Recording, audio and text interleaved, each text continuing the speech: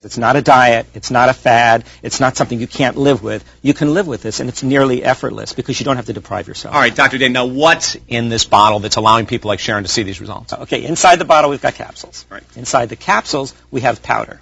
Okay, and the powder is very simple. It's ground up stems, dried up ground up stems of the hoodia gordonii plant. This is a cactus-like plant that's found in the Kalahari Desert of South Africa. It's been used by the San tribe for over 27,000 years. They would chew on this cactus when they would go on hunting expeditions to decrease their appetite, but nobody knew it was a certain molecule that did it. They were just chewing on the plant. And this molecule, that's what's responsible for decreasing someone's appetite so they don't overeat? Right, and all it does, it fools the brain into thinking that you're, hungry. Hey, I'm not hungry. The brain says you've eaten. Even if you haven't eaten, it makes it feel like you've eaten so you can eat less when the mealtime does come around. Okay, now, studies. I know that there's a lot of people probably saying that this sounds so awesome, but is there any, or have there been any real studies? I would be the first one to say that sounds ridiculous. But no, I'll tell you, there have been great studies. We wouldn't be here today if they weren't. Okay. And I know it sounds too good to be true, but the studies were fabulous. One study was out of Brown University, Ivy League school. Very well known. Right, very well known. In 24 to 48 hours of ingestion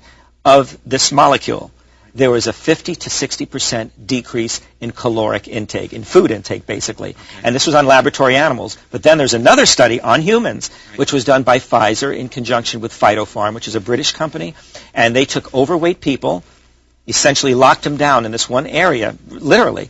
And they found within 15 days, these overweight people were consuming 1,000 fewer calories per day on the average. And they not only lost weight as a result of this, David, they actually lost 2.2 pounds, a kilogram, of body fat. And that's what you want to lose.